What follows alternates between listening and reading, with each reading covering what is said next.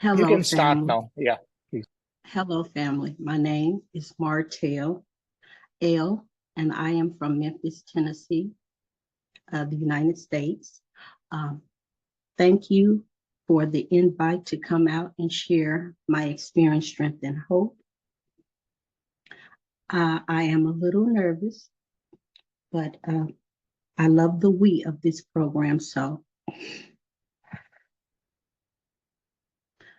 first of all, I would like to say today my home group is online, is Rise and Shine, as well as the Drug Squad. I am 4 years sober today. Today I'm celebrating 4 years of uninterrupted sobriety. And with that, I am super grateful. This is a new experience for me, this type of format. But what comes from the heart shall reach the heart. And I brought my God of my understanding with me. So I'll start by saying that I am powerless over alcohol and that my life was unmanageable. And I'm very grateful to know that this program does work. And I had to surrender. A bit nervous. That's okay. God help me. I was powerless over alcohol and my life was unmanageable. If it wasn't for my God, I wouldn't have the courage to be here today to share with you some of my experience, strength, and hope. And it took a lot of acceptance of being powerless. So I hope that I'm going slow enough. Let me see, 2 to 3 minutes. So You're good. translate. You're I'm doing doing very good. Okay. okay. So Do we yeah, need to translate? Do we need to translate now? yeah, I'll translate. ఆవిడ పేరు మర్టు అండి. ఆవిడ ఒక త్రాగబోతు. ఆవిడ Memphis, Tennessee. That's where the blues started, I guess. Memphis. Yeah. So Memphis, Tennessee నుంచి వస్తున్నారు. So ఆవిడ ఈరోజు కరెక్ట్ గా ఈ రోజే ఆవిడ 4వ జన్మదినం, 4th సోబర్ బర్త్డే ఈరోజే, November 20. So I mean November 16. So ఆవిడ ఏంటంటే కొంచెం టెన్షన్ పడుతున్నారు, మధ్యలో దేవుణ్ణి కూడా తలుచుకున్నారు. అది కాకుండా ఆవిడ చెప్పేది ఏంటంటే ఫస్ట్ మొదటి సోపానం గురించి మొదటి సోపానం, నేను శక్తిహీనతని, నా అస్తవ్యస్తతని నేను అంగీకరించాలి, నా అన్మేనేజబిలిటీ, సరెండర్ అవ్వాలి, నాకు అది ఒప్పుకోవాలి ఫస్ట్ నేను శక్తిహీనత అని చెప్తున్నారు. Please go head Matt. Okay, thank you. Okay, I would like to take a small reading from the book, the forward to second edition, which inspired me to be open-minded to come and share at this group. And it states, and if you don't know, it's XX, which would be Roman numeral 20 in the big book of Alcoholics Anonymous. And it's the next to last paragraph. And it reads, midsection, alcohol being no respecter of persons, we are an accurate cross-section of America and in distant land. So that right there gave me the courage to come and speak, because even though I may sound a bit different and we may need a translator, I in my spirit, I know that you will understand what powerlessness means. And if you don't, I can start by telling you that I was unable to live life on life's terms. And it started at an early age. And I saw how extreme I was in life starting early as a child. I could not deal with my emotions, and I searched always for ease and comfort. Now, my first experience with alcohol, I was 12, and I got alcohol poisoning. But before then, I noticed that I was extreme in my behaviors as far as sugar, I craved, and it set off something in me, which they call it in alcoholism, the phenomenon of craving, which means my brain said more, more, more, and I couldn't stop. So that's when I noticed I was different, very different. I couldn't communicate with people. I didn't know how to express my emotions. I could not identify my emotions. So therefore, I had a lot of behaviors. Now, there's this portion in how it works. And I will read this and then ask for a translation. And it reads, rarely have we seen a person fail who has thoroughly followed our path.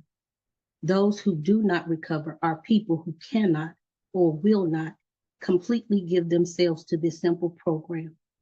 Usually men and women who are constitutionally incapable of being honest with themselves. There are such unfortunates. They are not at fault. They seem to have been born that way. They are naturally incapable of grasping and developing a manner of living which demands rigorous honesty. Their chances are less than average. There are those too who suffer from grave emotional and mental disorders, but many of them do recover if they have the capacity to be honest. And that's where I qualify with the mental and emotional disorders. Translate. Sure. So, ఈవిడి చిన్నప్పుడు కూడా ఈవిడికి ఏంటంటే ఈవిడి యొక్క మానసిక మానసికంగా ఈవిడ ఏం ఫీల్ అవుతున్నారో ఎక్స్ప్రెస్ చేయటం కష్టంగా ఉండేది. అసలు ఆ మానసికంగా గుర్తించలేకపోయేవారు కూడా కొన్ని ఈవిడ చిన్నప్పుడు. సో ఆల్కహాల్కి ముందు చాక్లెట్ కూడా అలాగే తినేవారు. ఆ షుగర్ ఇచ్చే రష్ విపరీతంగా తినేవారు. నేను సో అప్పుడు ఆవిడకి అర్థమయ్యేది కాదు ఏంటి ఇది ఒక ప్రాబ్లము. ఎక్కువగా తినేవారు షుగర్. కరెక్ట్గా 12 ఏళ్ళకి మొదలు పెట్టారు వీడికి. ఆవిడ మొదటిసారి తాగినప్పుడే వీడి ఆల్కహాల్ పాయిజనింగ్ అయిపోయింది. అలా తాగింది వీడు ఫస్ట్ టైం. ఆల్కహాల్ పాయిజనింగ్ అంటే విపరీతంగా తాగేసి హాస్పిటల్లో చేర్చారు. ఆల్మోస్ట్ చచ్చిపోతారు అన్నమాట. సో అలాగా ఈవిడి మొదటి అనుభవమే చెప్పాను. దాని తర్వాత ఏం చెప్పారు, పుస్తకం చదివాను. ఇప్పుడే మనం చదివాం కదా, అది అలా పనిచేస్తుంది దాంట్లో. ఎక్స్క్యూజ్ మీ, స్నేహిత్ గారు పోస్ట్ చేశారు. Thank you Snehith. ఏంటంటే ఇది నేను క్లుప్తంగా ట్రాన్స్లేట్ చేస్తాను. చాలా అరుదుగా చూస్తాం ఈ ప్రోగ్రామ్ ని క్షుణ్ణంగా పాటించిన ఎవరు అయితే రికవర్ అవరో, ఇది క్షుణ్ణంగా సింపుల్ ప్రోగ్రామ్ ని ఫాలో అవ్వలేని వాళ్ళు రికవర్ అవ్వరు. వాళ్ళు మామూలుగా ఎలాంటి వ్యక్తులు అయి ఉంటారంటే వాళ్ళు నిజాయితీగా ఉండలేరు. వాళ్ళతో వాళ్ళు అలాంటి వాళ్ళు ఉన్నారు. వాళ్ళు తప్పేం లేదు, వాళ్ళు అలా పుట్టారంతే. న్యాచురల్ గా ఏంటంటే ఇలాంటి మన ప్రోగ్రామ్ రిగరస్ ఆనెస్టీ అంటే ఖచ్చితమైన నిజాయితీ కోరుకుంటుంది. అలాగ లేని వాళ్ళకి ఇది కొంచెం కష్టం అవుతుంది. ఇంకోటి కాకపోతే ఏంటంటే ఇలాగా ఇమోషనల్ అండ్ మెంటల్ డిజార్డర్స్ ఉన్న వాళ్ళు కూడా కోలుకోవచ్చు ఎత్తి ఆనెస్టీ ఉందంటే. Just to add, even I identify with that, emotional and mental disorders. That's what my sponsor showed me when in the beginning. So, ఆవిడ దానికి చెందిందని చెప్తున్నారు. ఏంటంటే ఇమోషనల్ మెంటల్ డిజార్డర్స్ అంటే మానసిక వ్యాధితో ఉన్నవాడు. నేను ఆవిడకి కూడా అదే చెప్పాను. ఏంటంటే నాది కూడా అదే పరిస్థితి వచ్చినప్పుడు నాకు కూడా మా స్పాన్సర్ అదే చదివించాడు. ఒకటే ఉండాలి, నిజాయితీ. ఇంకోటి కూడా చెప్పారు ఏంటంటే, ఫార్వర్డ్ టు సెకండ్ ఎడిషన్ లో పేజ్ 20లో ఉంది. ఏంటి, రకరకాల వాళ్ళు వస్తారు ఇక్కడ. హిందువులు వస్తారు, క్యాథలిక్స్ వస్తారు, ప్రొటెస్టెంట్స్ వస్తారు, ముస్లింస్, బుద్ధిస్టులు అందరూ వస్తారు. కాకపోతే ఏంటంటే మన అందరికీ ఒకటే భాష. ఈ రోజు నా భాష మీకు అర్థం కాకపోతే అందుకని ట్రాన్స్లేటర్ పెట్టుకున్నాడు. కాకపోతే ట్రాన్స్లేట్ చేసాక అర్థం అవుతుంది, ఎందుకంటే మనం అందరం ఒకటే భాష మాట్లాడుతున్నాం. నేను ఎక్కడి నుంచి వచ్చాను అన్నది చెప్తున్నాను. Please go head master. Thank you. So, when I was very young, I felt different. I felt abnormal.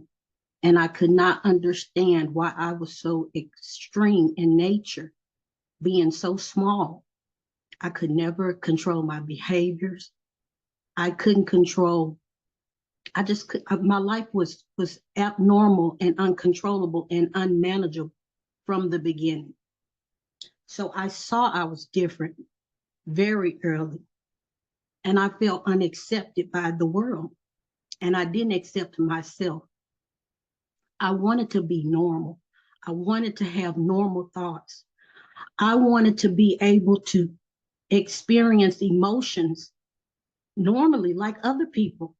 Like I saw that when people would go through things like grief, that they wouldn't pick up a drink. They wouldn't. I saw that. Then I also saw people who picked up a drink, like family members, and they were transformed. They had ease, they had comfort. It was a party, and they had no worries. So it made me feel like it was okay. But what was uncomfortable to me was when I put something in me, like a drink, I couldn't control. So my first experience at 12, I got alcohol. And I saw that, hey, why did my brain say stop? Why didn't it say no more or pause? It didn't say any of those things. It just said more, more, more. So much more that I got alcohol poisoning. My very first willing experience with alcohol. Now, before then, I experienced some trauma, and I couldn't deal with it. I didn't know how to express my sadness, my fear of being harmed. I didn't know how to communicate with people. So I kept all my feelings in. I acknowledged it, never processed the pain. And I just went about my day. I just went on about my life.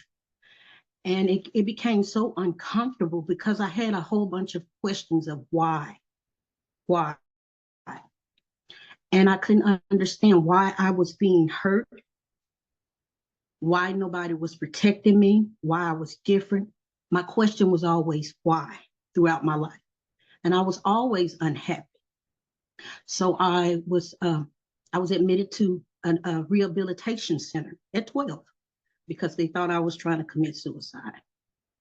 So I saw that something was really disturbed about me.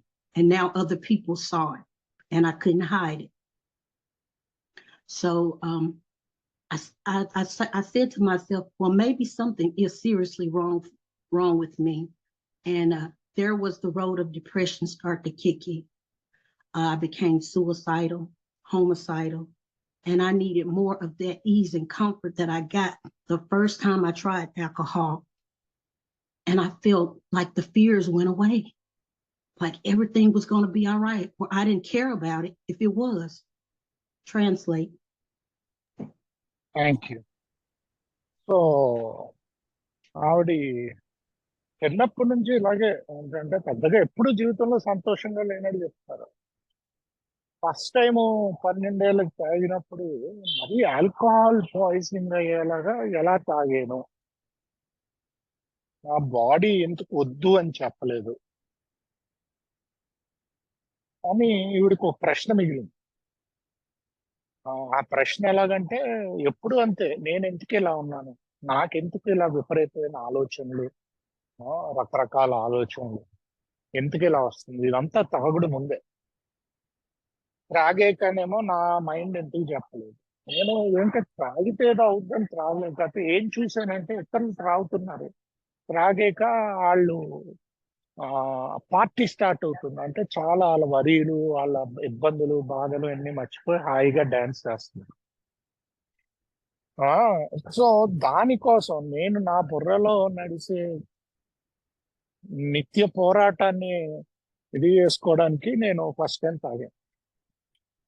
కాదు, alcohol poisoning అయ్యేలా తాగాను. హాస్పిటల్లో పెట్టారు. దాని తర్వాత ఆ, నన్ను 12 ఏళ్ళకే ఆ, ఏంటంటే రీహాబిలిటేషన్ సెంటర్ లాంటి దాంట్లో పెట్టారు. ఎందుకంటే అంటే సూసైడ్ చేసుకుంటున్నానన్న అనుమానం వచ్చింది. సో ఇప్పుడు నాకే కాదు, నా చుట్టుపక్కల వాళ్ళకి కూడా నేను ఏదో తేడా అని అర్థమైపోయింది. ఆ, ఎప్పుడు సంతోషంగా ఉండకుండా, సో నిత్యం ఏదో బాధలు ఉంటాయి. కాకపోతే ఒక్కటైతే గుర్తుంది, ఇదంతా అయ్యాక కూడా ఆ ఆల్కహాల్ తాగినప్పుడు నా భయాలు, నా డిస్కంఫర్ట్, అదే నా ఇబ్బందికరమైన మానసిక పరిస్థితి, ఇవన్నీ కూడా మాయమైపోయింది మొదటిసారి తాగలను. సో ఇదైతే నాకు అర్థమైందని చెప్తున్నా. Please go head. Thank you. So in my early years, I noticed I didn't have any patience. I didn't have any tolerance um, for that pain that I couldn't express. I had no acceptance. And I lived in this world. I created my own world to where I was comfortable in living in. So it's a form of delusion. I figured that I can make me a safe world since the world was not safe for me, since I didn't fit in with the world. I created my own. I used my imagination and I could dissociate myself from reality. So, and I felt comfortable there. I felt like everything was going to be okay. But when I would step out into the real world, I got uncomfortable again. I just could not deal. I did not accept people for who they were because I felt they were supposed to be good. My mom, she raised us with, we went to church. And my grandmother, my great grandmother, they took us to church and I never could understand. They prayed. I would just attend, but I didn't understand. The God that they were serving it's like you do wrong, you sin, you burn in hell. And I did not like that God. So from the God that I had in my imagination was a loving God, one that made the seas, the trees. You know, I felt that it was not matching. So I did not accept that God. I didn't accept me. I didn't accept people. So in that special world, I could go and be whoever I need to be. There goes the mask. When I came out into reality, then I had to put on a mask just so I could feel comfortable. I tried to connect with people and I just did not know how to communicate. By this time, I learned that, you know, I tried to find ways to communicate with people. Like I would work, and that was a form of communication. Um, and in public places and environments. But it's like every time that I was around people, I felt the loneliest. It's like I could be in a room full of people and still I felt lonely. And I couldn't understand, I couldn't identify. So I needed to get that ease and comfort again because I was always anxious, depressed, nervous. And once I got the ease and comfort, I could relate, I could connect, I could be your friend, I could hug you. The fears were gone.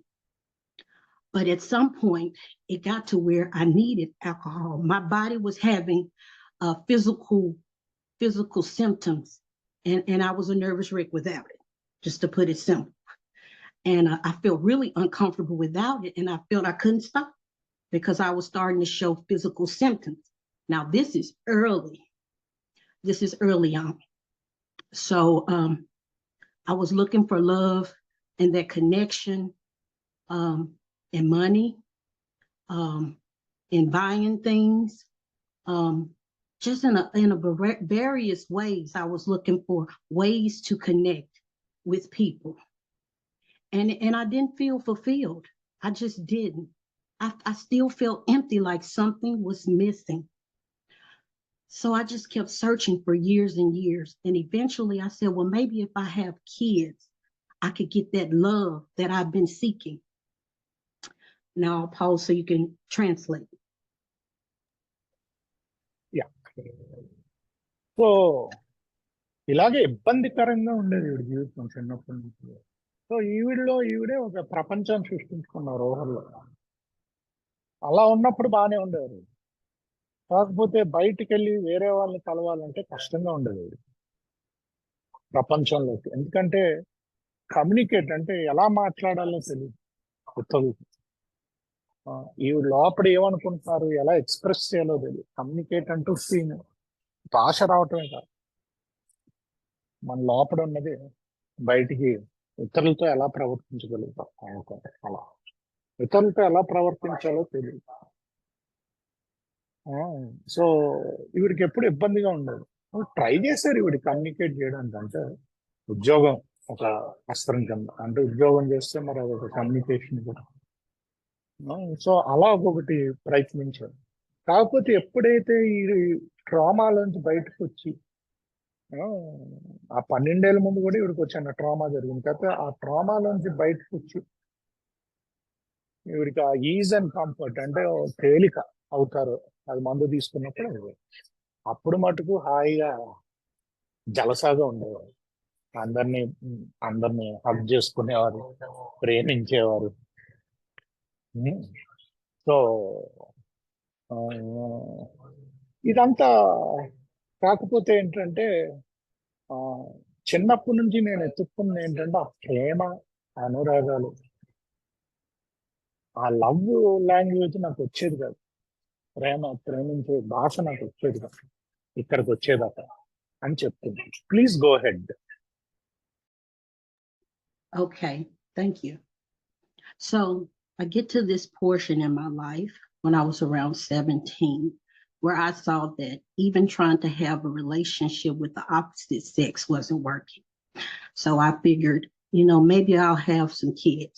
I heard that if you have kids, they have to love you no matter what. And the thing was, I really didn't know what love was.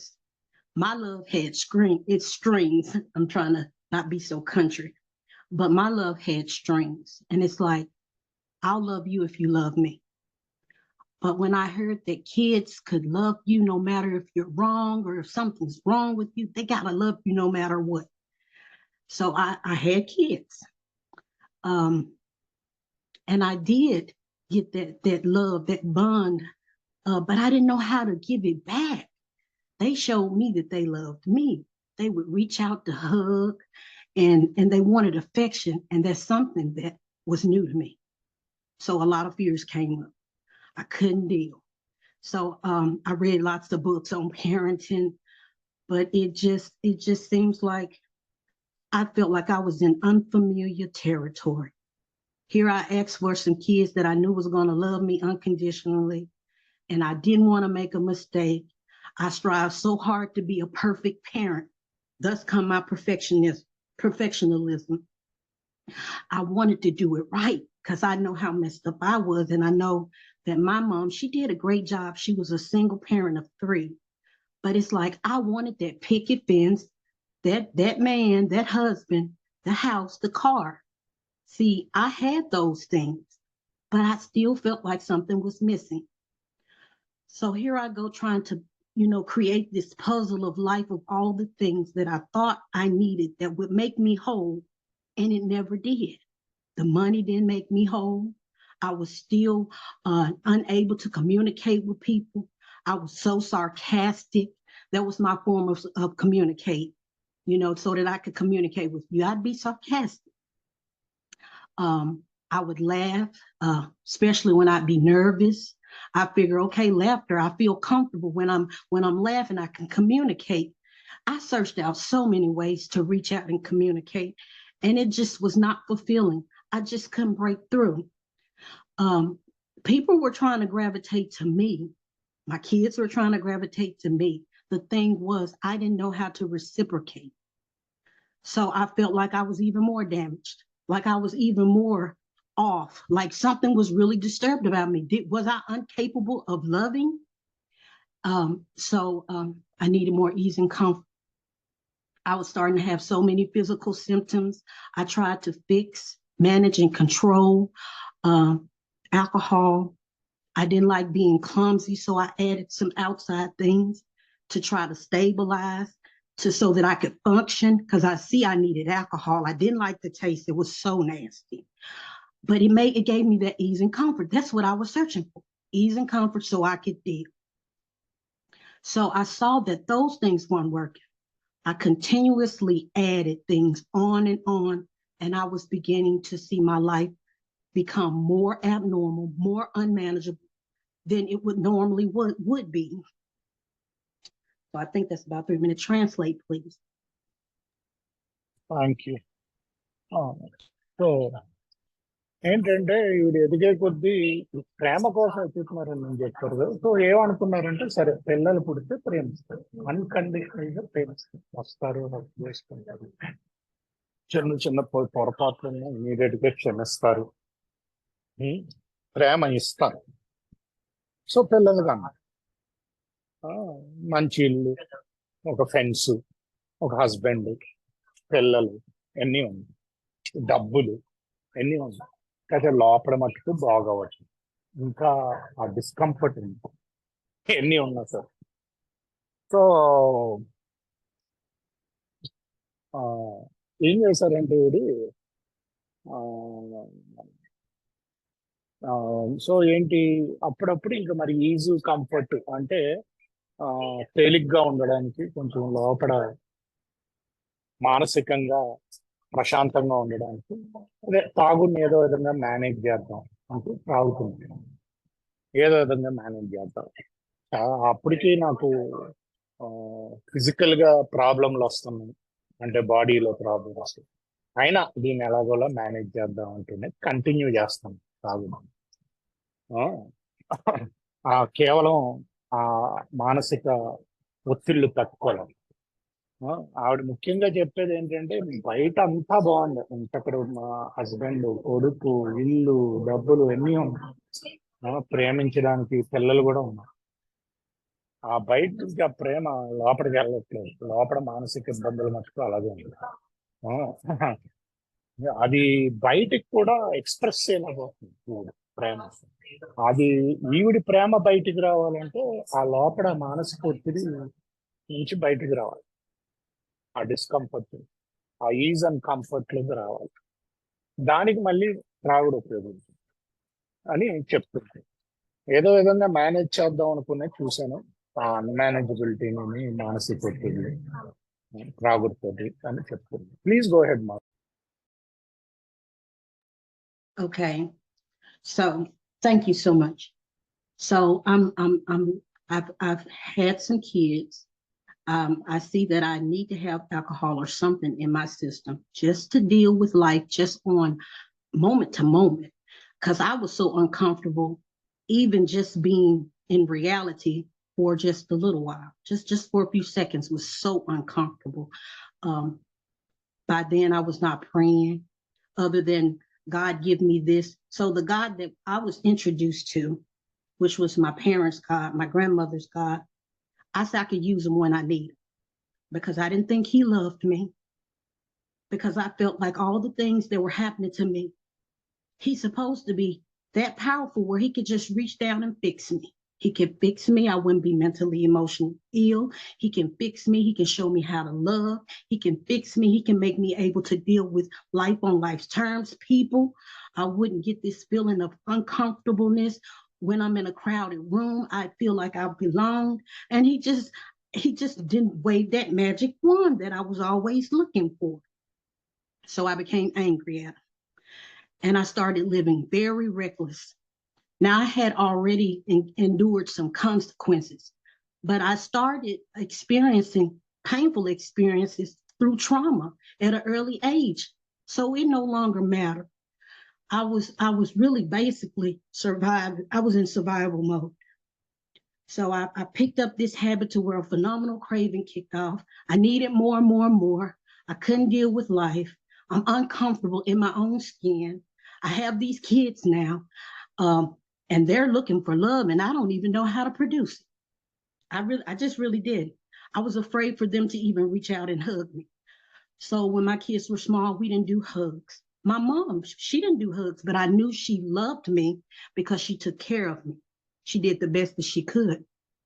So I didn't have the example I felt to show me how to be affectionate. And plus, I had a lot of fears, feared that you would harm me, and I would receive that pain again. So I started having severe consequences, and I was so used to them, I didn't care. I felt depressed, hopeless. I was like, I don't care anymore. You know, I'm just out here, and whatever happens, happens. So I had got to this point in life where I said, I'm not going to be happy. If this is life, who cares? I don't belong here. I feel empty. I don't see a purpose. I don't see a point. I'm no good to nobody. I'm no use because I can't even have a sane thought. I can't go anywhere without causing chaos. And I started wanting to, just not live anymore. So that period lasted about 20 some years. So I was getting more hopeless by the day. And relationships, I couldn't have a stable or healthy one because I didn't have an example. What I had was a dream of television, the perfect family, the dog, the cat, the house, the vacation. But I didn't have that. So I was comparing, and I didn't have any gratitude. The things that I had, far as houses and cars, I was not happy with it. And I had lots of money, lots of new cars. And I'm like, I thought this was supposed to make me happy. Why am I not happy? I have the kids, I have the car. Okay, I need a man. That wasn't working because I didn't know how to be in a relationship. I could be physically present, but not emotional. And I learned that I have to be emotionally and mentally present. This is what I've learned so far in a relationship in order for it to thrive. Translate. So ఏంటంటే రాను రాను ఈవిడి ఇంకా ఇంకా దారుణంగా అయిపోతుంది ఈవిడి పరిస్థితి. ఆ లోపల నుంచి మానసిక ఒత్తిడి ఇవన్నీ ఉన్నాయి. భార్య అదే మా భర్త ఉన్నారు, డబ్బులు ఉన్నాయి, ఒక 7-8 కార్లు ఉన్నాయి. కొత్త కార్లు కొనుక్కుంటున్నారు. ఆ కారుకి రావాల్సిన సంతోషం రావట్లేదు. పిల్లలు ఏమో కౌలించుకోవడానికి వస్తే కౌలించుకోలేకపోతున్నారు. చిన్నప్పుడు అందుకనే మా అమ్మ నన్ను కౌలించుకునేది కాదు, అయినా ఆవిడ నన్ను చాలా ప్రేమించేది, అది నాకు తెలుసు. నేనేమో ఈ ప్రేమని బయటికి చూపించలేవు, బయటికి రావట్లేదు, ప్రేమ ప్రొడ్యూస్ చేయలేవు పిల్లలకు కూడా. ఆ ఇంకా ఏంటంటే ఇంకెందుకు ఈ బతుకు, ఈ ఆలోచనలు ఏంటి, ఎక్కడికి వెళ్ళినా కయాస్, అంటే ఎక్కడికి వెళ్ళినా గందరగోళం సృష్టిస్తున్నాను. ఎక్కడా సరిగ్గా ఉండలేకపోతున్నాను. ఈ ఆలోచనలు ఇవన్నీ కూడా ఆ ప్రేమ ఇవ్వలేకపోవటం, మానవ సంబంధాలు ఉండలేకపోవటం, ఇవన్నీ కూడా లోపల నుంచి చాలా ఒత్తిడి పెంచుతున్నాయి ఆవిడకి. ఆవిడకి అర్థం కాలేదు ఏంటంటే ఇది లోపల నుంచి బాగు చేయాల్సింది, బయట నుంచి కాదు అని చెప్పి. ఆవిడకి అర్థం కాలేదు ఇది ఏంటంటే ప్రేమ అన్నది నాకు లోపల నుంచి పుట్టాలి అని చెప్పి. సో ఇది ఇలాగ దారుణంగా అయిపోయే పరిస్థితుల్లో ఇంకా ఏంటంటే ఎటువంటి గత్యంతరం లేని పరిస్థితుల్లో ఉన్నారు. ఇంకా వీడు బతకలేకపోతున్నారన్న అలాంటి పరిస్థితులకు వచ్చేస్తుంది. Please go head. Okay, so in my life, we find that the money, the house, the cars, the relationships were unhealthy. Me showing affection was just not, it was not doable at this point in life. I had 3 kids by then. Life was beginning to be overwhelming. It's like I'm trying to work, I'm trying to take care of kids. I'm mentally and emotionally unstable. I was in and out of rehabs because I was introduced at 12. After that, it became normal. I grew up in rehabilitation centers because it's like, I'm like, if I go here, maybe they'll show me how to live. The doctors had given me medication. They tried all types of therapy, coping skills, which did help me get by. But I thought it was a waste because they couldn't fix what was broken inside of me. It was so many things broken. And I'm like, I felt like a really waste of human being. I was very smart in school. The way they teach, I wasn't learning that, but I was so smart that I had to basically teach myself how to learn in a way to where I could keep up. And I actually excelled in school, made A's and B's, but my behavior, it's like I put so much work into the weak areas of my life, no, the strong points in my life, that it made me just not focus on the weak parts. It's like, I'm gonna work on the good stuff. I know it's a lot of bad, but just focus on the good stuff. And that's really what kept me going, to keep trying. And I kept teaching myself how to keep up. So by then I was like, I really don't need them. If I could teach myself, I got all the information. I could figure it out. So I started trying to figure out every problem that came to me, except for this one problem I could not fix. Once I started, I couldn't stop. I tried to cut back. I went to different states, and I tried hiding alcohol and other things from myself. It did not work. Once I got one into me, it was over. I was doing a lot of things that I normally wouldn't even do, even though I had the insane state of mind. I was doing more insane things. Thus, I started going to jail, started going to even more institutions rapidly. Instead of going like twice or maybe 3 times out of a year, it seems like I was going like almost every month. So those insurance bills were racking up. And I just didn't want to admit it. I said, I'm going to figure this thing out. And it was a lot of near-death experiences that were opening my eyes to see, Martell, you don't got this. But it took about 20-some years. And then I said, I'm going to give it a couple of more goes. And I did. And I one more attempt. And I failed every time. So I started feeling just even more and more aggressive toward it. I tried even harder to beat this disease, try to beat the powerlessness. I said I was going to figure it out, and y'all, I couldn't figure it out. And I started getting more depressed, and I started getting humiliated by the things that I was starting to do just to get one more, just to get the ease and comfort. I was so overwhelming that I couldn't keep up with life. Translate. Sure. So ఇందాక కూడా ఆవిడ చెప్పింది ఏంటంటే, దేవుణ్ణి కూడా చిన్నప్పుడు church కది వెళ్ళేవారు, అది కూడా ట్రై చేశారు. కథ ఏంటంటే, అక్కడ ఎలా పెరిగారంటే, నువ్వు ఏమైనా తప్పు చేస్తే నువ్వు నరకంలో నేను కాయ చేస్తారు, నూనెలో వేసి అని చెప్పి అలా పెరిగావు. సో ఈవిడికి ఎప్పుడు అర్థమయ్యేది కాదు, దేవుడు ఉంటే మరి లోపల వచ్చిన ఇబ్బందుల్ని తీర్చొచ్చు కదా, నా మానసిక ఇబ్బంది ఉంది అనుకుంటూ ఉండేవారు. సో దేవుడు కూడా సొల్యూషన్ కాదు. ఏంటంటే ఇప్పుడు ఏంటి, పిల్లలు పుట్టారు, పిల్లల్ని చూసుకుంటున్నారు, కుటుంబాన్ని చూసుకోవాలి, ఉద్యోగం చేయాలి. ఈ లోపు ఏంటంటే 12 ఏళ్ళప్పుడే రీహాబ్కి పంపించారు మానసిక ఒత్తిడి వల్ల. సో అలాగే అది అలవాటు అయిపోయింది. మాట్లాడుతూ రీహాబ్ ఇంతకుముందు సంవత్సరానికి 2-3 సార్లు వెళ్ళేవారు, ఇప్పుడు ఆల్మోస్ట్ నెలకోసారి వెళ్తున్నారు రీహాబ్. ఎందుకంటే ఎవరొక్కళ్ళు ఫిక్స్ చేస్తారేమో నా మానసిక, వాళ్ళు చాలా టాబ్లెట్లు ఇచ్చారు, కోపింగ్ మెకానిజం నేర్పించారు. అవన్నీ కూడా కొన్ని రోజులు పనిచేసే, దాంతో వీడికి వేస్ట్ అనిపించింది. మా బాటిల్ దాయటం మొదలు పెట్టారు వీడికి కనిపించకుండానే. అయినా మళ్ళీ ఆ ఈజ్ అండ్ కంఫర్ట్కి వెళ్ళి బాటిల్ తీసి తాగేవారు.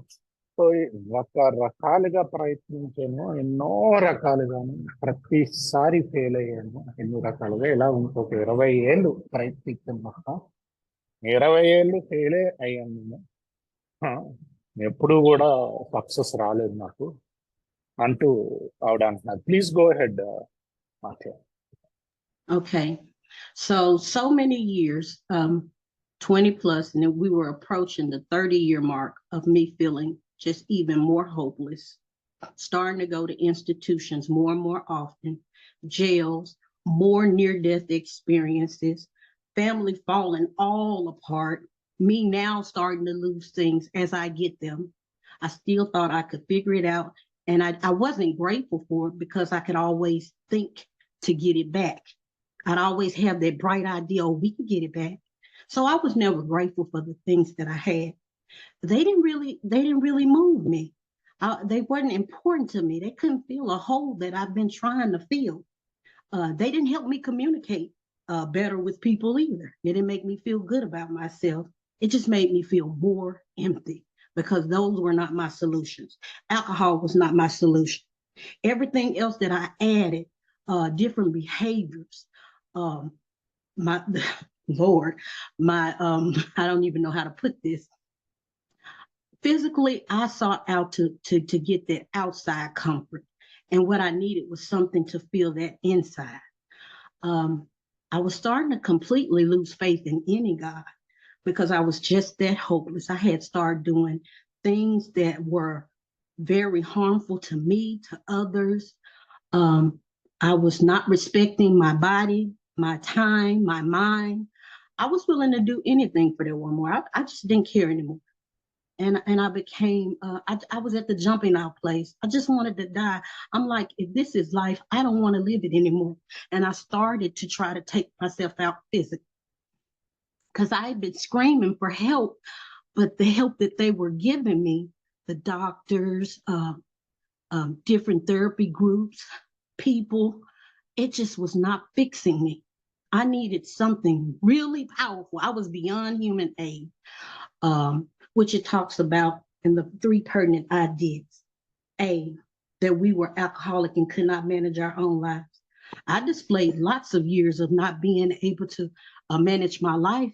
I had to get to being powerless before I even wanted to consider a God of my understanding.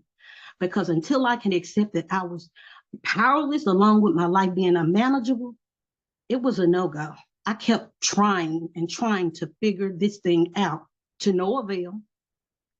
So those consequences, I was court ordered into a program. They finally got so exhausted with the insurance bill skyrocketing from rehabilitation centers. Jails were just coding me out to be just mentally defective and sending me to the rehabs that finally they introduced me to AA. Translate. Thank you. So ఇంకా పుస్తకంలో అంటారు కదా, jumping of place అంటే ఇవి నేను అంతం చేసుకోవడానికి ఇంకా ఆ డైరెక్షన్ వెళ్ళిపోతుంది. అలాంటి అటెంప్ట్ కూడా చేస్తుంది. ఎన్నో హాస్పిటల్కి వెళ్ళాను, ఎన్నో డాక్టర్లు చూశాను, ఎన్నో థెరపీలకు వెళ్ళాను. అందరూ కూడా హెల్ప్ చేయడానికే ట్రై చేశారు, అయితే అవ్వట్లేదు. ఏంటంటే మానవ శక్తి వల్ల కాదు అన్నది ఇది ఒక ఉదాహరణ. ఆ 3 సంగోచిత భావాలు ఉన్నాయి కదా, నేను త్రాగుబోతున్నా, నా జీవితం అస్తవ్యస్తం. అది నేను ఫస్ట్ ఒప్పుకోవాలి, అప్పుడే నేను దేవుడి దగ్గర రాగలను.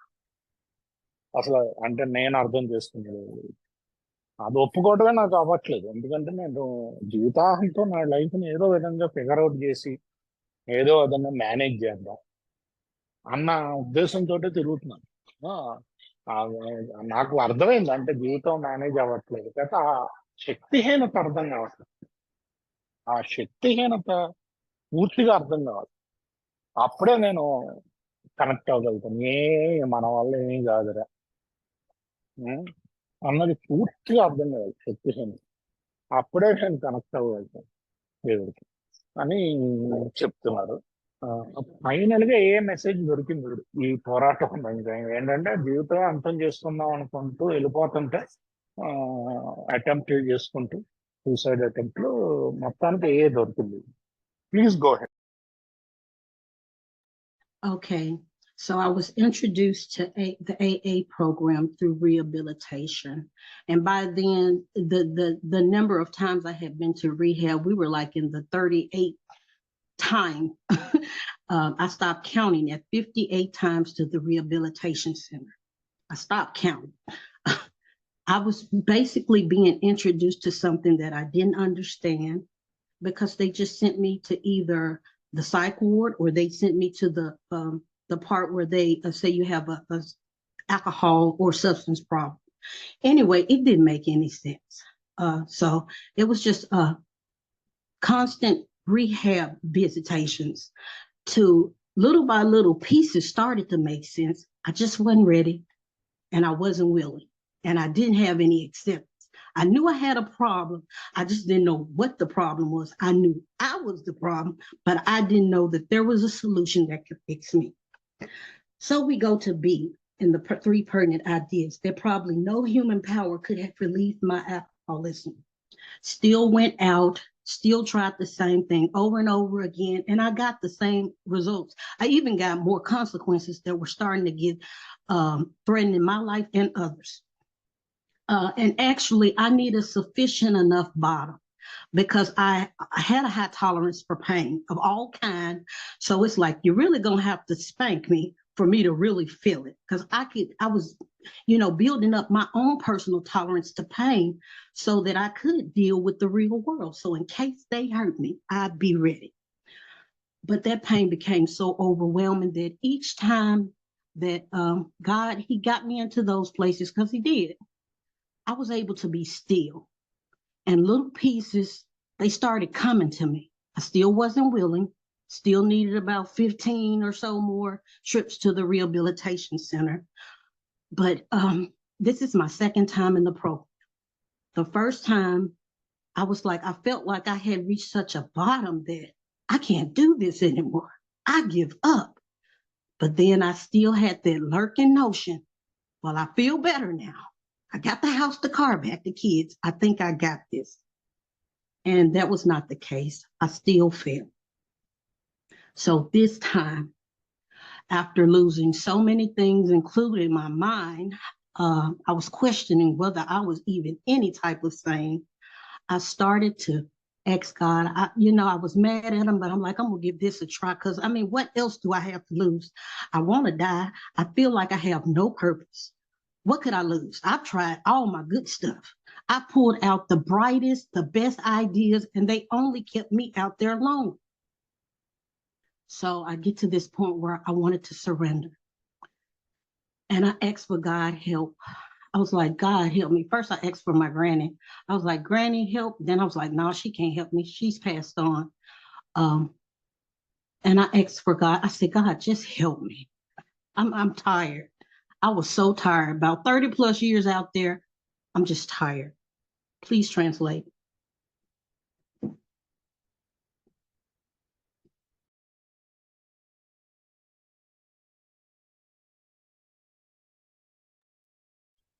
Apologies, I had to find my mute button, unmute button. So ఆవిడ అనేది ఏంటంటే, దాదాపుగా ఇంక రీహాబుల్కి వెళ్ళటం లెక్క పెట్టుకోవటం ఆపేసింది. ఆవిడ 38 రీహాబుల్ తర్వాత ఇంక ఆపేసింది. 50 పైన వెళ్ళుంటాను నేను రీహాబుల్కి. వాళ్ళందరూ వెళ్ళి ఏం చేస్తారు, పిచ్చి హాస్పిటల్, అదే పిచ్చి వార్డులేనే వేస్తారు, లేకపోతే త్రాగుడు, మానక ద్రవ్యాలు ప్రాబ్లం ఉన్న వాళ్ళు తోటైనా వేస్తారు. రెండాట్లో చోట వేసేవారు. వాళ్ళు ఏం చెప్పినా కొంత బాగానే ఉంది అనిపించేది. బయటకు వచ్చాక మళ్ళీ కథ మామూలే. సో ఇంకా ఏంటంటే, ఒకసారి ఏఏకి ముందు కూడా వచ్చా. అయితే అప్పుడు కూడా అలాగే ఏంటంటే, బాగుపడింది, అంతా బాగానే ఉంది కదా, మా ఆయన వచ్చాడు తిరిగి, పిల్ల వచ్చాడు తిరిగి, ఇంకా నా జీవితం బాగానే ఉంది, మళ్ళీ ఇల్లు వచ్చింది అని మళ్ళీ సరెండర్ అవ్వలేదు నేను సరిగ్గా. రెండో పాయింట్ చదివారు ఏంటి, ఏ మానవ శక్తి కూడా నేను బాగు చేయను. సో ఇది ఎలా కానీ అసలు అవ్వట్లేదు. మళ్ళీ రిలాక్స్ అయ్యి ఈసారి వచ్చినప్పుడు ఏం చేశారంటే, ఇంకా కంప్లీట్ గా ఓడిపోయాను.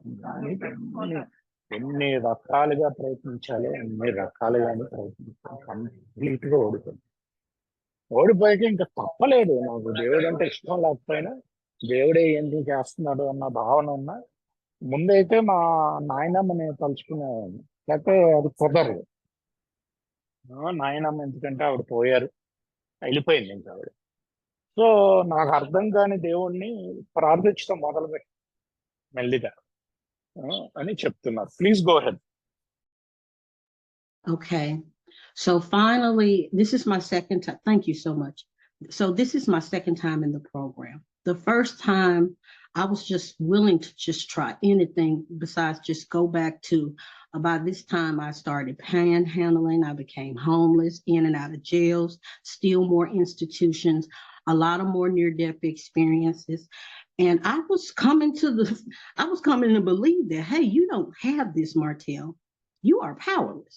Now, I already accepted my life being unmanageable, but the abnormal was normal to me. Now here comes the powerlessness part, where I was starting to have acceptance that I didn't have that type of power to beat this illness. I just didn't, because I had tried for so many years and I still couldn't. And just looking at the lifespan, I'm like, I really don't have that much time left. So it made me surrender. It made me a little bit more open to maybe God can help me if nobody else can, because the people cannot help me, which I described in B in the pertinent idea. So I surrendered. I started to accept my powerlessness, my unmanageability in my life, because I had the evidence. I had all the evidence of my past up until that present to show me that I couldn't, that people could. So I said, maybe I'm going to try God. I was still mad at him, still had a lot of prejudices, but I was willing to try anything. I couldn't pull together 24 hours by this time. I was a nervous wreck. I was accepting to have, you could give me anything to calm my nerves, to make me comfortable just for a few seconds. And then it stopped working. Oh my gosh. It stopped working because I had built up such a high tolerance that all I was doing was giving myself blood alcohol poisoning and having more near-death experiences with that and other outside things, because I wanted it all. I wanted that pain to go completely away. I just didn't want to deal, and it stopped working. And I used the most. I drank the most, and it just made me physically sick to where I couldn't even physically tolerate it. So I started hearing more and more each time I went into the rehab. You know, they was like, get a sponsor, work the steps. I still didn't understand. But it's like I got to the point in life where I'm like, I don't have to understand. I used to have to know everything that's going on, the next move. I didn't like the unknown. I didn't like surprises. I actually didn't know. I didn't know what was going to happen. Didn't know if this program could work. I thought of all the reasons why it couldn't work because I figured I was just completely just lost, hopeless. So I started listening. I took a few of the suggestions the first time, and I got afraid when I had to do inventory, when I got to that fourth step. It's because it brought all that trauma back, and I didn't have that ease and comfort. It's like, oh my gosh. So I relapsed. Now, relapse does not have to be a part of anyone's story. It's just a part of mine. I got a lot of fears. I was so used to the unknown that I was just afraid to even try to let go of that pain, because by then, that's all I had was pain, trauma, and an obsession. That's what I was left with, and a lot of consequences. Translate. So ఈవిడికి ఏంటంటే ఈవిడి అసలు మామూలుగా ఏఏకి వచ్చే ముందే కొన్ని సంవత్సరాలు అయితే ఇల్లు వాకిలు లేకుండా రోడ్డు మీద బతకటం, ఆన్లైన్లో మోసాలు చేయటం, దొంగతనాలు చేయటం. ఎందుకంటే త్రాగుడుతో పాటు ఇతర మానవ ద్రవ్యాలు కూడా. అందరికంటే ఎక్కువ ఈవిడే త్రాగేది, అందరికంటే ఎక్కువ ఈవిడే యూజ్ చేసేది. ఎందుకంటే పనిచేయటం ఆపేసి లాస్ట్కి ఏంటంటే అది పని చేయట్లేదు, ఓన్లీ మళ్ళీ హాస్పిటల్లో జాయిన్ అవ్వాల్సి వస్తుంది. ఈవిడ నియర్ డెత్ ఎక్స్పీరియన్స్లు కూడా చాలా అయినాయి అంట అని చెప్పారు. అంటే దాదాపుగా చచ్చిపోయినట్టు, ఇంకా అంటే ఓవర్ డోస్ మళ్ళీ బతికొస్తారు ఆయనకి. అలాంటివి ఇంకా కొన్ని జరిగినాయి. ఇంకా కొన్ని మెంటల్ హాస్పిటల్, రీహాబ్లు, ఇంకా కొన్నిసార్లు హాస్పిటల్, ఇలాగా అవుతుంది తప్ప ఏది బంద్ చేయట్లేదు. సో ఫస్ట్ టైం వచ్చినప్పుడు కథ మెల్లిగా వినిపిస్తుంది. స్పాన్సర్ తీసుకో, స్టెప్పులు అని చెప్తున్నారు రీహాబ్లో. మెల్లిగా లోపలికి ఎక్కుతుంది. కథ ఏంటంటే అర్థం కావట్లేదు, ఎందుకు చేయాలి ఏంటి అని. కాకపోతే ఈ రోజు అర్థమైంది, నాకు అర్థం కావాల్సిన అవసరం లేదు, చెప్పింది చేయాలి, అర్థం కావాల్సిన అవసరం లేదు. సో మెల్లిగా వచ్చేసరికి మూడో సోపానం దాకా రాగలిగాను. కాకపోతే 4లో ఆగిపోయాను. ఎందుకంటే భయం, అవన్నీ రాయాలి అంటే నాకు చాలా ట్రామా ఉంటుంది. సో 4లో ఆగిపోవడంతో మళ్ళీ రిలాక్స్ అయ్యాను. అందరూ రిలాప్స్ అవ్వాల్సిన అవసరం లేదండి, నా జర్నీలో నేను రిలాప్స్ అయ్యాను. ఎందుకంటే 4 రాయలేకపోయాను ఆ భయంతో. సో అని కథ చెప్తున్నారు. Please go head. Okay. So the several rehab, thank you so much. So I saw that I started listening. That pain that I was enduring was so painful that I started to feel empty. My spirit, the moral things that I had learned as an early age, I saw that those were starting to slide all out the window. I was no longer practicing even the basic morals that my family instilled in me. I was starting to be dishonest. I was starting to commit crimes, just more trips. So I started to see my powerlessness, my unmanageability, and I started to admit it and accept it that I absolutely cannot do this. So I started listening to those people in the rehabs. Then they told me about meetings. And I didn't have my mind was open enough to even try the meetings because I'm like, what do I have to lose? I've lost everything and almost the rest of my sanity. So I might as well try it. So I was as willing as the dying can be. But it was only because I endured so much pain for so many years that I was giving up. I said, I surrender. I accept that I can't figure this out. I accept that every time I touch it, I cannot stop.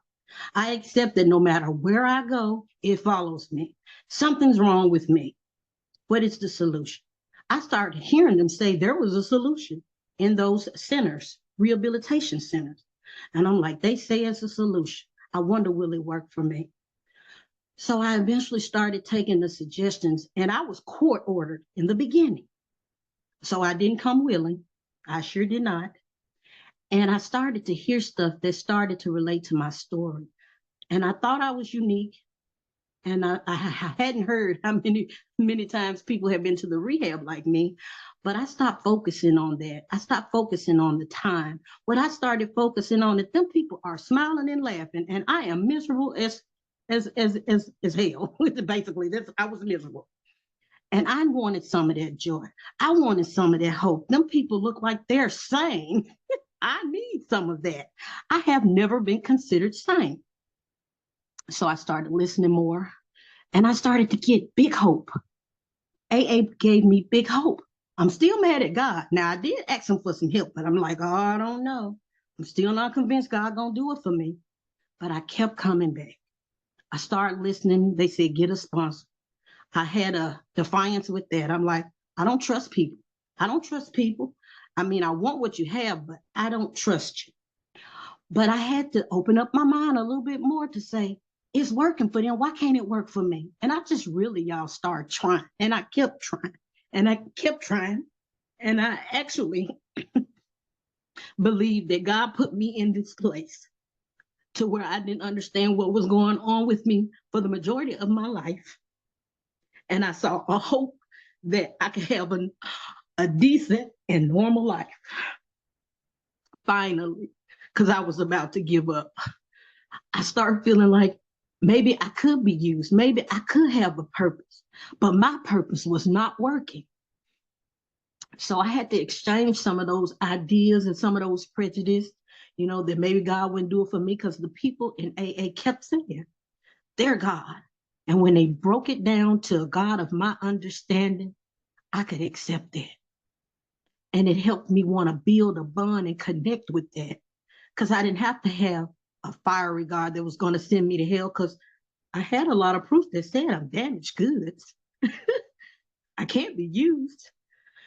So my mind opened up each time I went to a meeting. That hope grew. I started having more acceptance that maybe that God would do for me what it's doing for them. I kept coming back. I started following direction. Translate. Thank you. So మళ్ళీ తిరిగి వచ్చేసరికి ఈసారి ఎంత మొదలు పెట్టాను. చాలా రోజులు ఏం చేశానంటే నేను ఇన్ని రిహాబులకి వెళ్ళాను, ఇల్లు అన్నాట్లకి వెళ్ళలేదు, ఇవన్నీ పక్కన పెట్టేసి అరే నువ్వేమో మిజరబుల్ గా ఉన్నావు, అంటే చాలా బాధల్లో ఉన్నావు మానసికంగా, వాళ్ళేమో సంతోషంగా ఉన్నారు, వాళ్ళకి ఏదో పని చేసింది, మధ్యలో స్పాన్సర్ తీసుకోమంటే నేను అసలు ఎవరిని నమ్మను, మనుషులను అసలు నమ్మను. ఇంకా మోరల్స్ అంటావా మొత్తం పోయినాయి, అంటే దొంగతనాలు ఇవన్నీ ఇంకా మొత్తం ఎన్ని చేస్తున్నా. నన్ను పెంచిన మోరల్స్ ఏమీ లేవు నా దగ్గర. అంటే మొత్తం అన్ని నా నీతి అన్ని వదిలేసాను లాస్ట్. అలాంటి పరిస్థితుల్లో మనుషులు నమ్మాలంటే కష్టంగా ఉండేది. కాకపోతే వాళ్ళకి పని చేస్తుంది, మనిషిని నమ్మితే మరి నాకు పని చేస్తుందని ముందు నమ్మకం రావాలి. ఈ దేవుడి దగ్గరికి వెళ్ళడం కూడా నాకు ఎంత ఇదిగా ఉన్నా ఫస్ట్ ఏంటంటే వాళ్ళందరికీ, ఎందుకంటే వాళ్ళందరూ దేవుడు వాళ్ళకి పని చేస్తున్నారు, సంతోషంగా ఉన్నారు అని అంగీకారానికి రావాలి. మళ్ళీ అప్పుడు మెల్లిగా అంగీకారానికి రావటం మొదలుపెట్టాం, డైరెక్షన్ తీసుకోవటం మొదలుపెట్టాం, వినటం మొదలుపెట్టాం అని చెప్తున్నారు. Please. So I came to believe that a power greater than me could restore me to sanity. By the time I got in here, I knew I was insane because they had been letting me know, and my past let me know that I was insane, and I did a lot of insane things. And then they have this thing with the phenomenal of craving, which I know something happened every time I put one drink in me. I thought it was always maybe the second or third, but I learned in the rooms of AA, it was the first one. And I was always trying to figure out, maybe I had too many. Which one was it that got me this way? And it turns out I learned it was the very first one. And that I needed to have complete abstinence because I saw the hope that you guys had in the rooms of AA. And I wanted it. And I was willing to go to any length to get it, scared or not. Had a lot of fears. I had trust issues, but I was willing. I was willing to give my chance a chance. So I started having spiritual experiences, which for me showed me that I'm not good at this. I don't know everything. I'm going to take their suggestions and I'm going to start praying to this God that I'm angry with, because I was still angry at him. And I did. And I saw how my life was starting. I was starting to see miracles happening. They were profound because I was very prejudiced. And I was like, I just don't believe this. And then when I saw those miracles happen, I said, well, maybe he do love me. Maybe he do care about me. But I had to open up myself, open up my mind, my heart, and my spirit to this power greater than me, because I had already admitted I was powerless. I had already admitted that my life was unmanageable. And I saw what this program was doing for you. And I was hoping that it could do the same for me. So I got a sponsor because I tried to sponsor myself for a year and I stayed stuck. I was working the steps out of order. So the second time I came around, I had a sponsor. I started taking the suggestions. She wanted to go over the 12 steps, take me through the 12 steps. And I listened. And I started to see that those promises that they talk about were starting to come true. A lot of my fears were going away. I started to be able to admit my feelings, accept my feelings, acknowledge my feelings, and deal with life on life's terms as they were, one day at a time. I started out with moments. So translate. Get to it. Okay. So అర్థమైంది ఏంటంటే తర్వాత ఇది abstinence ఉన్నది. అసలు ఏంటి నా problem? First drink problem. ఆ first drink నుంచి దూరంగా ఉండాలి. అదే నా ప్రాబ్లం, ఆ మొదటి డ్రింక్. సో అది మెల్లిగా అర్థం. ఎందుకంటే మీరు అందరూ నాకు అది అర్థం చేయించారు. ఈ సెకండ్ టైం వచ్చేసరికి స్పాన్సర్ని తీసుకున్నాను, చెప్పటం, ఆయన డైరెక్షన్స్ ఫాలో అయ్యాను. మా స్పాన్సర్ ఒకటే చెప్పింది, నేను 12 సోపానాల ద్వారా తీసుకెళ్తాను అని పుస్తకం నుంచి. ఆ 12 సోపానాల ద్వారా వెళ్ళటం మొదలుపెట్టాను. ఒకసారి ఆ 12 సోపానాల ద్వారా వెళ్ళటం మొదలుపెట్టాక నాకు ఆ వాగ్దానాలు అయితే ఏదైతే ఉన్నాయో నెరవేరటం మొదలుపెట్టాను. ఇంకా భయాలు ఉన్నాయి, చాలా ఉన్నాయి. కాబట్టి ఏది ఏవైనా సరే నేను ఎంత దూరం వెళ్ళడానికైనా నేను సిద్ధపడ్డాను. సిద్ధత వచ్చింది, అంగీకారం వచ్చింది, అర్థమైంది. ఇంకా నేను దేవుడిని ఏమి ప్రేమించే దేవుడు ఏం లేదు. నేను మొదలు పెట్టినప్పుడు ఇంకా దేవుడు అంటే నాకు చిరగ్గాను. కాకపోతే ఒకరోజు చొప్పున డైరెక్షన్స్ తీసుకుంటూ ఈ 12 సోపానాల ద్వారా వెళ్తూ ఎన్ని భయాలున్నా, ఎంత ఇబ్బందికరంగా కనిపించినా, ఎంత దూరం అయినా వెళ్ళడానికి సిద్ధతతో ఉంటూ ముందుకు సాగుతూ ఒక్కరోజు చొప్పున ముందుకెళ్ళాను. I think it is almost time. So yeah, please go ahead. Okay, so I came to believe in a power greater than me, and I got a sponsor. She started taking me to, thank you as well. She started taking me through the steps, and I started to see the promises come true. But it was so much work needed to be done. I still was full of anger. I was still had those emotions were still overwhelming. And I get to the fourth step. Now this is the second time. But I'm all in now because I'm like, I got to give this a shot. I never truly came in the rooms of AA and sat all the way down until this second time. And once I started to see those promises come true, I was able to have conversations with my family and not feel like I was going to get reprimanded. I started to feel connected. So that made me start to trust my God more because I'm like, okay, they introduced them to me. I had to address those prejudices with my higher power. And I kept coming back to meetings and they were telling of their experiences with their higher power. Some believe, some didn't believe, still some don't believe. And but I was open-minded. And I started to feel his presence. I started to see him working in my life as a result of me turning my will and my life over, which was my actions and my thoughts.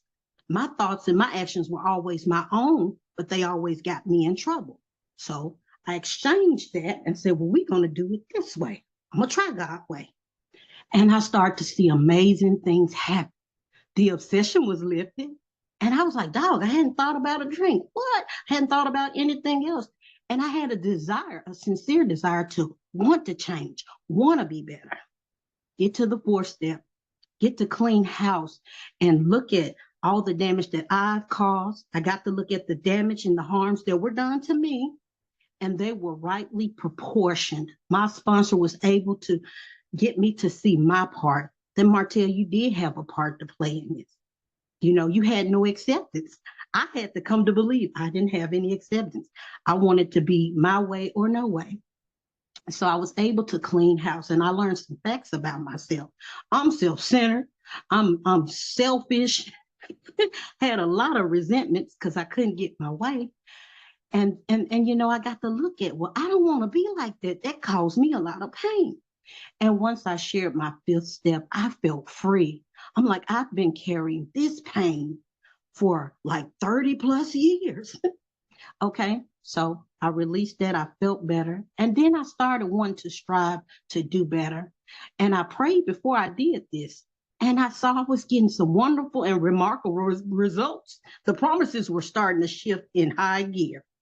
Okay, and then I started to get afraid. But then I started to pray because I was meditating because it was introduced early to me as a coping skill from the rehabs. So when you said pray and meditate, I'm like, I can do this. I didn't know how to pray rightly because I put my prayers in there for myself, but I was able to learn how to pray rightly and pray for others and not be selfish and want to be caring and compassion. But I had to see an example from you guys at AA before I was able to, you know, start wanting to practice. And they call them the principles, which is today my guide. It helps me know that this is how I should behave to please my God. And I can work well with others. I can improve relationships because that's what it has done. Translate. I feel like I'm saying too much. Yeah, I think we are almost at the time. So I'll translate. Let's close this. Yeah, so ఆవిడ ఏం చెప్తున్నారంటే second time వచ్చేసరికి ఏకి వంట మొదలు పెట్టాను, చేయటం మొదలు పెట్టాను, 4వ సోపానానికి వచ్చాను. కాబట్టి ఎలాగోలాగా దీన్ని పూర్తి చేయాలి అన్న ఇష్టత వచ్చింది. ఎలాగున్నా సార్ 5వ సోపానం షేర్ చేసాక అన్ని రోజులుగా ఉండబారు ఒకేసారి దిగింది. మెల్లిగా ఏంటంటే ఈ వాగ్దానాలు వస్తున్నాయి. ఇక అటు వ్యతిరేక భావాలను పక్కన పెట్టాను. అందరూ వాళ్ళ దేవుడు వాళ్ళ కోసం ఏం చేస్తున్నాడో షేర్ చేసుకుంటున్నారు మీటింగుల్లో. కొంతమంది నమ్ముతున్నారు, కొంతమంది నమ్మట్లేదు. నేను మటుకు ఓపెన్ మైండ్ పెట్టుకున్నాను, అంటే వ్యతిరేక భావాలు లేకుండా. ఏమో నాకు తెలియదు అని. కాకపోతే మెల్లిగా ఆయన ప్రెజెన్స్ కూడా నా జీవితంలో అనుభవించడం మొదలు పెట్టాను. వాగ్దానాలు ఇంకా ఫుల్ గేర్ లో మొదలైంది. కొంచెం భయం వేసింది అమ్మో అని చెప్పి. మళ్ళీ ప్రేయర్ చేసుకున్నాను ఆ భయానికి కూడా. బాగా ప్రేయర్ మెడిటేషన్ చేశాను. నాకు అది పెద్ద కొత్త అనిపించలేదు, ఎందుకంటే ఇన్ని రీహాబుల్లో వాళ్ళందరూ కోపింగ్ మెకానిజం కింద మెడిటేషన్ చేయమనేవారు. మెడిటేషన్ చేసేవాడిని, కాకపోతే కరెక్ట్ గా ప్రార్థన మట్టుకు చేసేదాన్ని కాదు, ఎందుకంటే ఆ ప్రార్థనలో స్వార్థం ఉండేది. ఇతరుల కోసం ప్రార్థించేదాన్ని కాదు. మెల్లిగా అది కూడా మీ దగ్గర నుంచి నేర్చుకున్నాను. సో ఈ ప్రార్థనా ధ్యానం ద్వారా మిగిలిన భయాలు కూడా మెల్లిగా చెప్పడం మొదలు పెట్టాను. చాలా కాలం నేను చాలా కోపంతో అలా ఉండేదాన్ని, ఇవన్నీ అవ్వకుండా అవన్నీ కూడా తొలగిపోవటం మొదలైంది. సో మొదలయ్యాక నమ్మకం కూడా దేవుడి మీద నాకు అలాగే పెరగటం మొదలు పెట్టింది, ఎందుకంటే వాగ్దానాలు వస్తున్నాయి కాబట్టి అని చెప్తున్నారు. Please go head. Okay, and I will wrap it up. Thank you. Okay, so seeing how God was working in my life from working the first 5 steps, I started to turn my practice on turning my will in my life over more and more, and the promises began to unfold. I started being able to communicate with others. The anxiety, the fears, the depression, the obsession was uplifted, and I was given some spiritual tools, those principles, which help improve relationships. I get to build healthy relationships with people. My fear of speaking, I'm here speaking today. That's because I no longer fear. I have courage to even try things, even when they're new, even when I don't know what the outcome will be, just to try. Because that's what I did. I tried, and I continue to try daily. And I only need one day to do it, so I don't have to get overwhelmed about the past or the future. The past has been a blueprint on what not to do again. So I was able to learn from those past experiences on what not to do again today. So staying sober, I get to make amends and not do any further harm. As a result of completing work in those steps, I'm less selfish, less self-centered.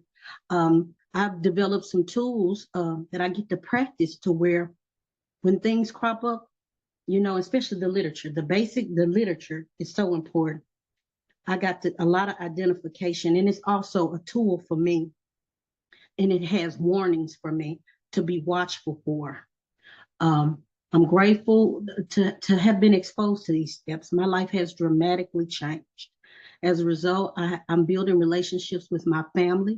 They want me around. I've had a lot of opportunities to participate in life. I got peace. Today I have inner peace. And I just keep trying it one day at a time. I've endured some grief. I lost family members. I lost my grandson.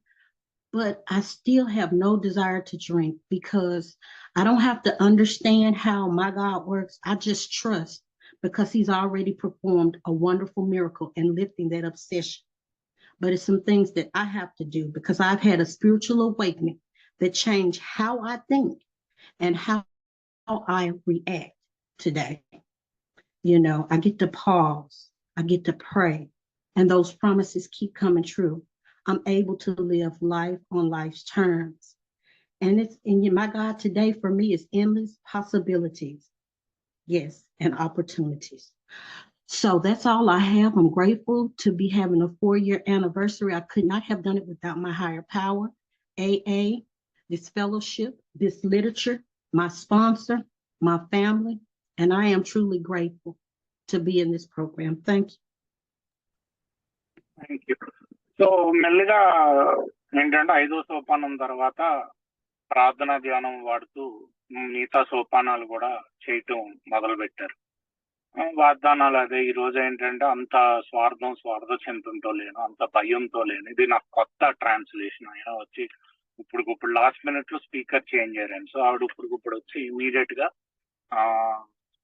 ఆవిడ మాట్లాడగలిగారు.